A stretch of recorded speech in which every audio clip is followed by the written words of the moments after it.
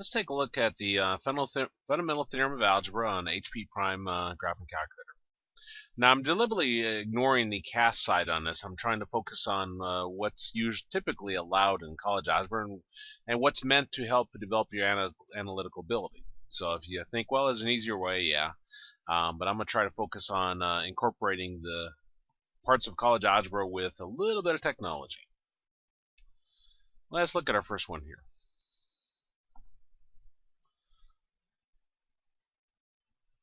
So I can get my pen to work. There it goes. Okay, so we got x to the third. That says find the zeros, which means I'll set this equal to 0. So we got x to the third minus 3x squared minus 18x plus 40 is equal to 0. Among other things, the fundamental theorem of algebra tells us that when dealing with polynomials, our largest power tells us how many answers we're going to have. So we're going to have 3 answers. Now, if you're not already in your apps menu, press your apps button. And we want to go into the function. So highlight that, use your arrow keys to highlight it, and press enter. Now on our first one here, I'm going to do a backspace to clean that out. And I'll do my x to the third, so I'll do my x key, the x to the y, and I'll put a 3 in. Right arrow over, and then minus 3x squared minus 18x plus 40. And then press enter. Now if I press plot, our answers are where it crosses the x-axis. And you see menus hidden here. If I press menu, I can get that to appear. And you see traces on. And with trace on, how do I know trace is on? We'll see the little dot next to it. With trace on, if I move my arrow key, you can't see it yet. I'm going to keep moving it. Okay, keep moving it. I'll hold down. There it goes. Briefly on there. You see it traces the graph. So, and if you move this over close to the one you're trying to find, and let's find this first one here, which looks like -4. So I move my cursor over close to the one I want to find. Now you may find it easier to shut trace off and just move this over closer in this manner. Sometimes trace is kind of a pain because it's up there and you can't see it and so forth. But anyway, I had that right there.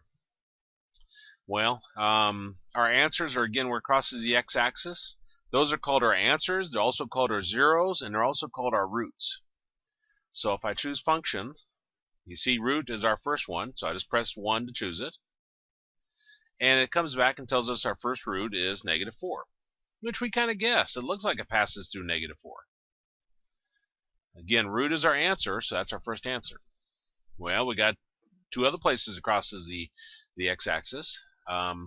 So I'm going to click OK here. And trace is on. See the little dot next to it? So I click the trace. And let me choose menu to see where I'm at. -3.40. Okay. Press menu.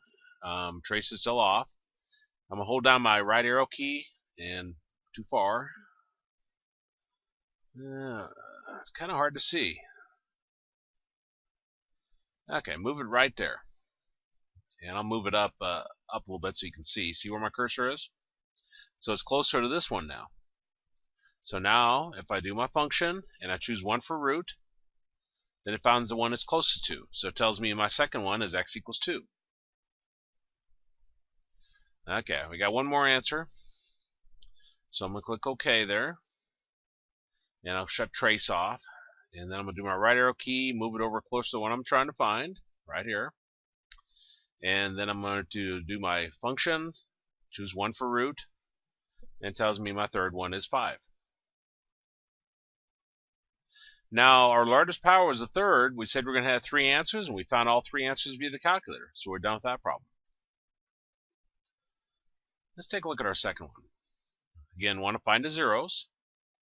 So I got 4x to the third minus 17x squared plus 16x minus 3 equal to 0.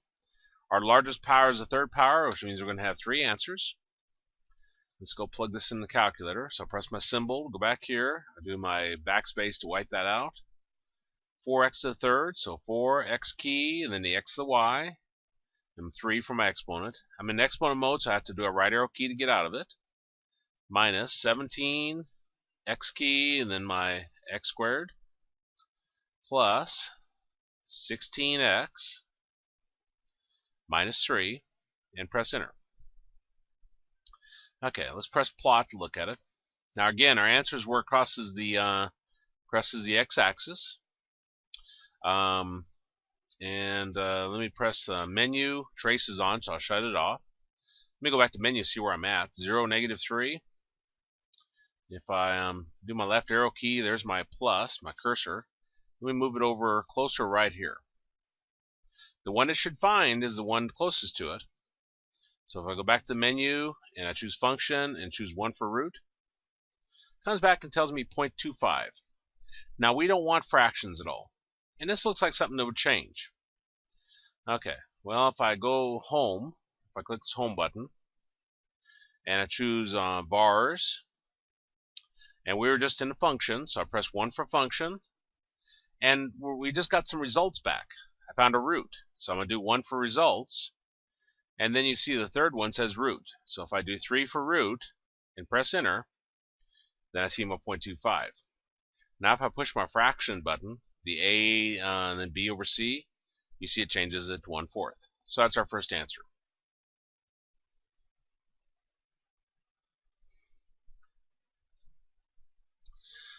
Now I know that was a pretty easy decimal, so you're sitting there saying, well, why did you change that to a fraction? You could look at it and see what it should be. But if you had a nastier one that you couldn't see, this is how you change it. Okay, well let's go back. Go back to our plot. And it looks like our next answer looks like 1 actually. But I'm going to do a menu, shut off my trace. I wish that wouldn't keep turning on. There's probably a way to shut that off in this calculator.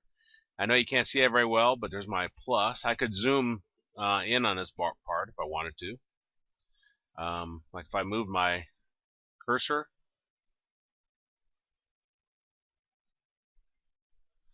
like this would be the upper left-hand corner of my box. And then I'm going to do my lower right by right here. So if I do zoom and I choose box 2, it says select a corner. I'm already up in my upper left-hand corner, so I press enter 1 time. Then it says select opposite corner. So do a down arrow, right arrow, and too fast. Go back, maybe about right there, and then press enter. There, maybe I can see it a little bit better that way. So here's my cursor, trace is off, so I do my left arrow, move it over closer to this second one right here. Okay, now I'll do my function, choose 1 for root, and it gives me this right here, 1.000001. That's rounding error. You can probably guess what it is. It's x is equal to 1. I'm going to show how you can verify these when they're weird like that. Okay, I'll click OK. And now I want to put my cursor over closer to this one, so I'll shut off trace again. And I'll do my right arrow key, move it over about right there.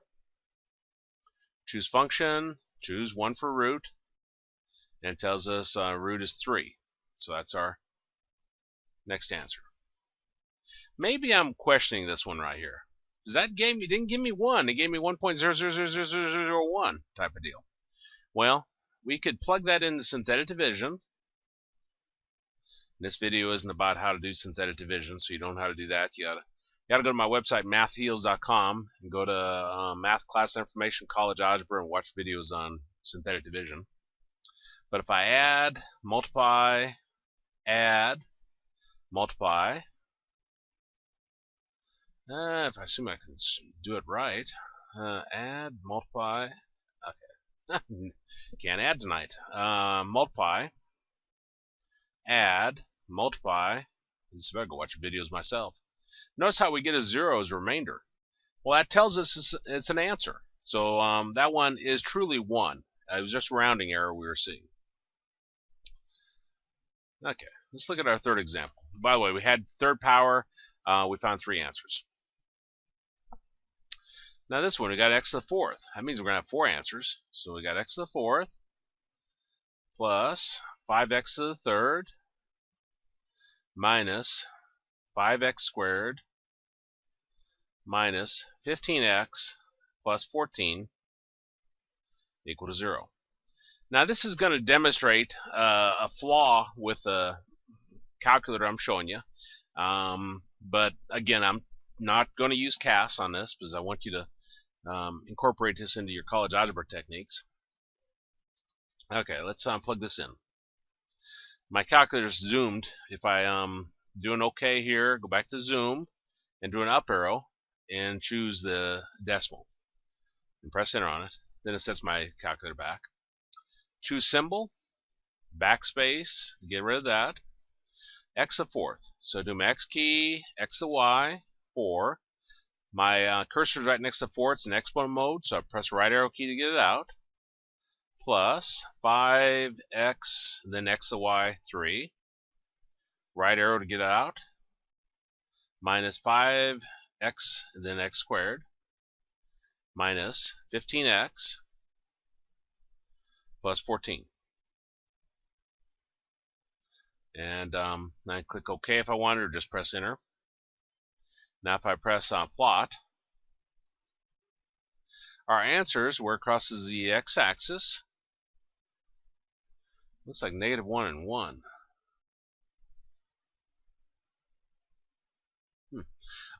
Anyway, if I choose menu, again trace is on, so I'll shut it off.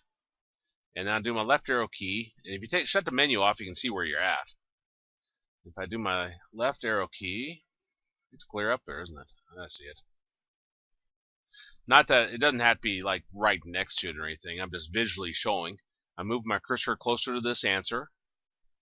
Now if I choose the menu, choose function, choose root. So I do 1. We get -5.3166247936. Okay. Well, we got decimals. We know how to switch that to fractions, so I'll do an OK.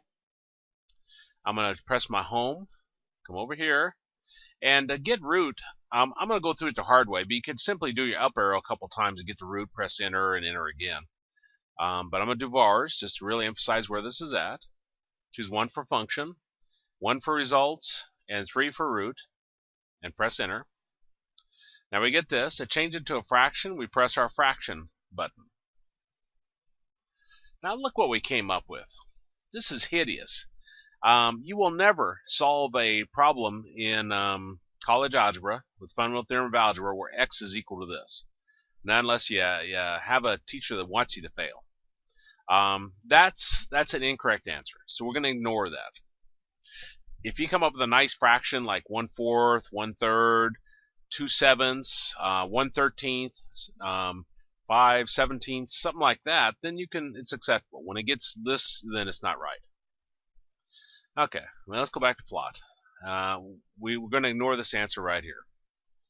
Now do menu, shut my trace off. Wish it wouldn't keep turning on. And move my cursor over to this one. Looks like -2. Probably shouldn't even have to check it, but okay, I'm right there. Let me do an up so you can see the cursor. So I'm right here. Now choose function, choose root, so do 1. And it comes back and tells us root is -2. So it's telling us that one of our answers is -2. Well, it looks like another answer is 1. So I'm going to click OK on that, and then I'm going to move my cursor. Oops. Oh, well, I'll leave it on trace. And you see it's going off the screen. Okay, there's my cursor right here. Now I'm going to do function, choose root. 0.999999991. What do you think it is? Looks like 1, doesn't it? So do 1. Okay, well, let's find this one on the other side. So click OK. And I'm going to do my right arrow key, move it over closer there. Then do function, choose root. 1.316624, blah, blah, blah. Okay. Well, let me click OK on that, and then go to home. And I'm going to choose vars, 1 for function, 1 for results, and 3 for root, and press enter. We get that. If we try to change it to fraction, look what we came up with. That doesn't look right. It's probably close, probably very close, but that's not the right answer. Okay, well, we found two answers, maybe. The one was kind of questionable, wasn't it? But let's plug these into synthetic division and see what happens. I'll start with the negative 2. You can start with either one. So I got 1, 5, negative 15, 14. Now the power we're starting with is this is x to the 4th. So I'm going to go through a series of adding, multiplying over and over till we're done. Add, multiply, always multiply by the number in the box, but number you put down here. Negative 2 times 1 is negative 2. Add, 5 minus 2 is 3. Multiply, you always multiply by the number in the box, but number you put down here. Negative 2 times 3 is negative 6. Add, negative 5, negative 6 is negative 11. Multiply, negative 2 times negative 11 is 22. Add, and that gives us 7. And multiply. You multiply a number in the box by number put down here. Negative 2 times 7 is negative 14. And add, and we get a 0. You have to get a 0. If the calculator told you it's an answer, you have to get a 0 there. So negative 2 is our first answer. Now, each answer you find takes it down one more power. This was x to the 4th. This is now down to x to the 3rd. And we're going to plug in our other answer that we think. Remember, that doesn't give us exactly 1, but we think that it is a rounding issue. Well, if I add, multiply, add, multiply, add, multiply, add, we get a 0 here. Again, that tells us that's our second answer. And now, each answer we find takes down one more power. This is x to the 3rd, so we're now down to x squared. This is x, and this is no x. At this point, we can kick out, and we got x squared plus 4x minus 7 equal to 0. Why do we set it equal to 0? Because, well, we're finding zeros. So you always set it equal to 0. Now this one I have to use the quadratic formula on. Quadratic formula, whatever number is in front of your x squared is your a. Whatever number is in front of your x is your b. And whatever numbers at the end is your negative or your c. Quadratic formula is x equals negative b plus or minus square root b squared minus 4ac all over 2a. It's always a good idea with the quadratic formula if you go through and replace your variables with parentheses before you plug in your numbers. Helps reduce sign errors. Everything else remains exactly the same. I'm just going through and replacing the variables with sets of parentheses. Now b we said was 4, so I'll put that in. A we said was 1, and c we said was negative 7.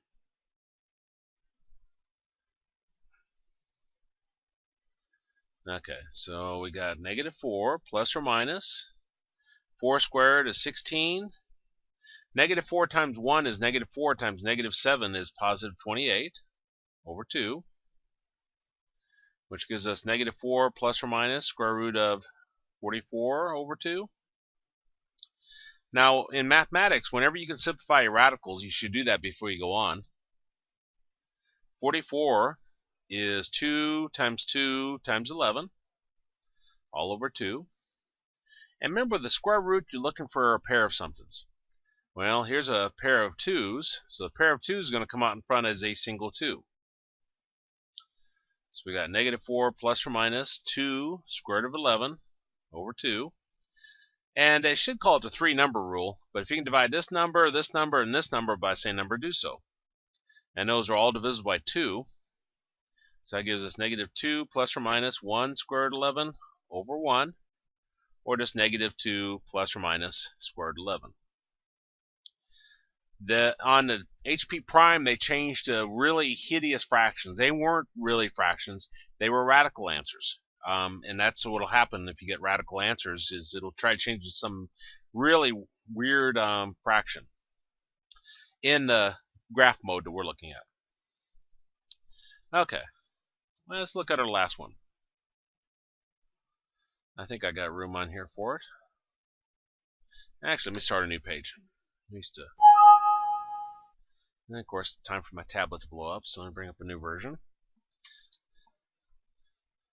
Okay, so our fourth one, we got x to the 4th minus 6x to the 3rd plus 30x minus 25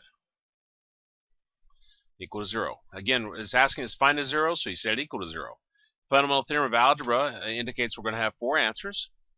It doesn't say they're all going to be real. You can have imaginary, or you can have radicals, or whatever. They could be repeated even. Okay, let's plug this in the calculator. So I'll go back to my symbol, press my backspace, x to 4, so I do my x key, the x to y, and then 4.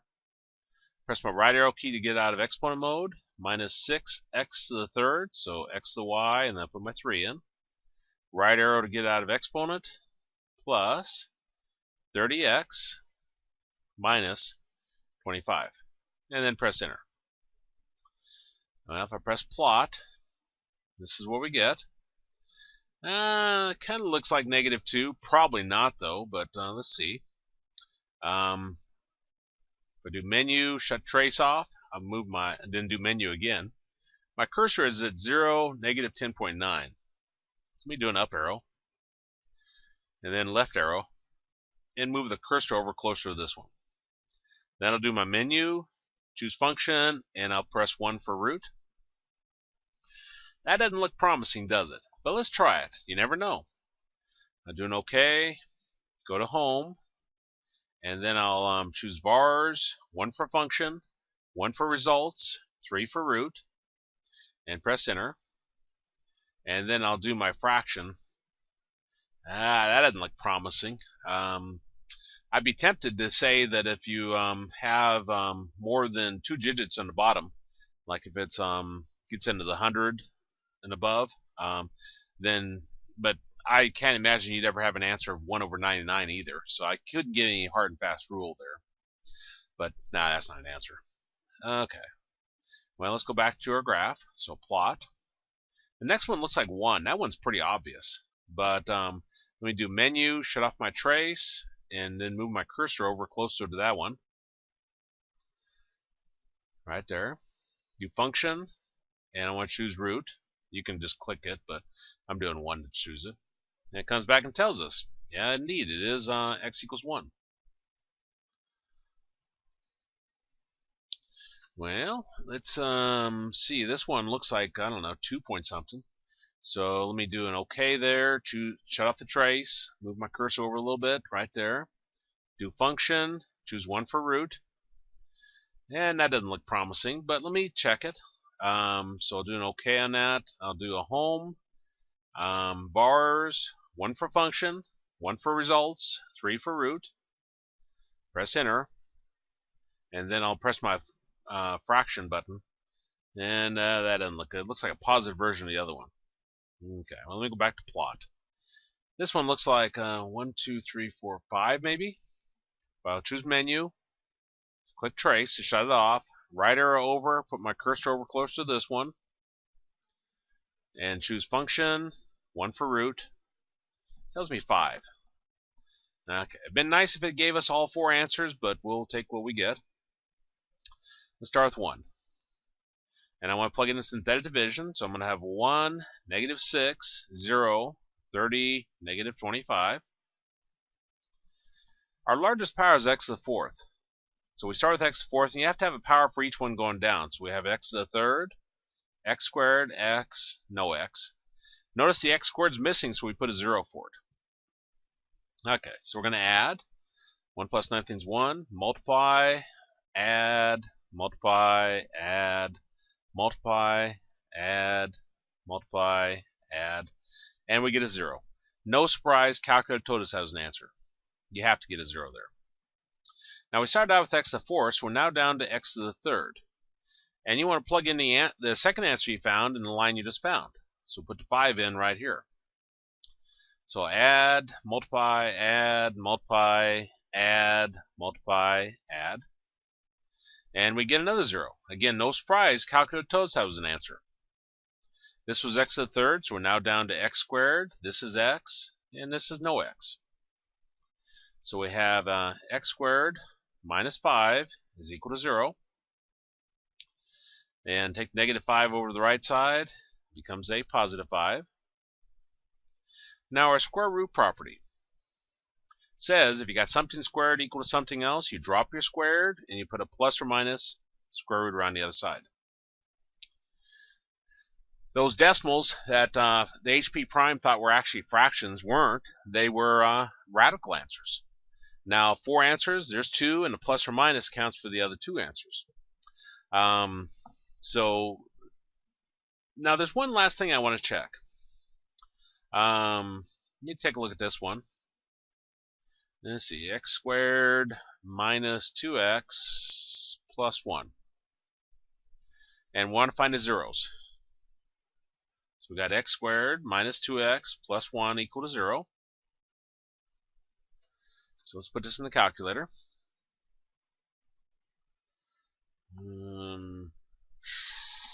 Maybe. Oh, I had my little pen on my tablet, and it wouldn't let me move my mouse. Okay, so I'm going to click OK on this. We'll go back to symbol, backspace, clean that out, and then we got x, and then x squared minus 2x plus 1. And press enter, and let me graph this, see if this is what I want to show. Yeah, that's it. See how it's coming down and touching at a point and going back up? I haven't actually tested this on HP Prime. The Texas Instruments does weird things on this. And let's see what this one does. Now, if I shut off the trace and choose menu, I'm at 0, 1. Okay. So let me move it about right there. Actually, let me move it over closer. Right there. Doesn't have to be right on top of it. Choose menu, choose function, choose root. And then obviously I chose the wrong one. Let me try it again. I'm supposed to be blind. Okay, 1 for root. Now look what we came up with. 1.00000220653. This is an example where it touches at a point. It will do this a lot. You'll get a lot of error occur with it. It uses calculus to do this. Well, if I take this, I think it's 1. If I plug it into my synthetic division, if I add, multiply, add, notice we get a 0 as a remainder. That means that is indeed one of your answers. So I guess the emphasis here is if it looks like it's really close to something, it's probably just a numerical calculation that had some error that occurred with it. But it's not perfect. And that's, again, there's easier ways on CAS calculators to come up with the answers on this. But if you were in my college algebra class and you just wrote down the answers, I'd take every point off. There's nice websites even that'll just give you the answer, and that isn't the point of an assessment. The point of an assessment is to show demonstration of synthetic division, maybe the square root property, quadratic formula, and so forth. All the calculator gives us is it saves us from having to do a whole bunch of synthetic division, and in my classes allows me to assess students in other ways besides just can they do synthetic division 10 times for one problem. Anyway, that was the fundamental theorem of algebra on HP Prime calculator.